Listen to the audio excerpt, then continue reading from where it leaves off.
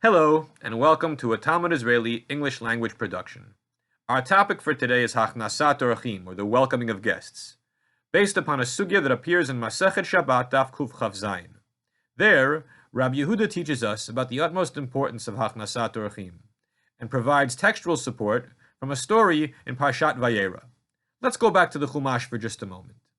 When Avraham Avinu was 99 years old, he was given the commandment of Brit Milah, circumcision. Despite the dangers involved, Avraham did not hesitate. He performed the mitzvah. He fulfilled the commandment. And, after doing so, he did not retire to his tent for a long stretch of time to recuperate, but rather almost immediately was back outside of his tent, looking for passers-by with whom he could fulfill the mitzvah of Hachnassat Orchim. He wanted an opportunity to provide food and drink and hospitality and a word about monotheism to those he would encounter. While waiting for an opportunity for the mitzvah, Avraham had an encounter with God. Vayera elav Hashem belonei mamrei. That Hashem came to Avraham. This is a very special thing. We would all want a communion with God, a direct relationship with the Almighty. We wouldn't want to squander such an opportunity, and yet Avraham seems to do just that. In the very next pasuk, we find that Avraham goes chasing after three men. We know of them as malachim. Avraham thought of them as men. He chased them and begged them to come to his tent that he could provide for them food and drink. After they leave, the Torah tells us, V'Avraham odenu omed lifnei Hashem, that Avraham was still standing before God. The narrative doesn't indicate that at all. It indicates that Avraham walked away from Hashem to do his Hachnassat Orchim and then came back.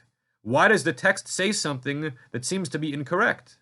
The commentators explain this is in the style of Tikkun Sofrim, almost an emendation of the text, so to speak. But really what the lesson is that when someone is so devoted to interpersonal mitzvot, ben adam lachavero, and does so for godly reasons, then even while they are serving a fellow human being, it's like they never forgot Hashem, and are still standing before God the entire time. The polar opposite of Hachnassat Orchim is that of being inhospitable.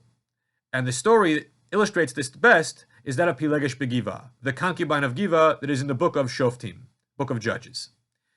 A couple was traveling across the country, and they got to the town of Giva in the tribe of Binyamin, and nobody would let them stay the night. They were stuck outside until finally someone let them in. The story has a very bad ending. There was a civil war, and there was fratricide, and nearly an entire tribe of Bnei Israel were killed off, the tribe of Binyamin, all because someone was inhospitable, or rather many people were inhospitable. They behaved in the manner of the people of Sodom, and the city of Sodom we know was destroyed by the Malachim shortly after the Malachim had their encounter with Avraham. But what is Hachnassat Orchim? Is it just inviting anybody into your home? Even your neighbor, your friend? Actually, Hachnassat Orchim is something different. It's not simply socializing with others, but rather it is when someone needs your help. They have nowhere else to go. They're stuck, and they need shelter, they need hospitality, they need your warm welcome. When you do that, when you help someone in their hour of need, then you have done a great gemilut chesed.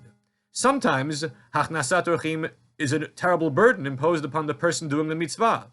The mitzvah is even greater when it's difficult to perform, in an hour of crisis, in a difficult moment. Right now, we're incapable of performing Hachnassat Orchim. Everyone is alone.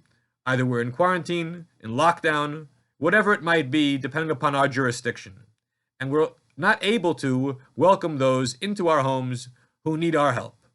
With Pesach coming, we wish we could do this. We say on the Seder, Kol dichvin yetev yechol, kol ditzrich yetev yivsach, that anyone who needs, may they come into our home and celebrate the Pesach with us. We can't do it this year for reasons of pikuach nefesh, sakanat nefashot, preservation of health. But God willing, when the world returns to normal, next year we'll be able again to do Hachnassat Orchim in the most impressive of manner.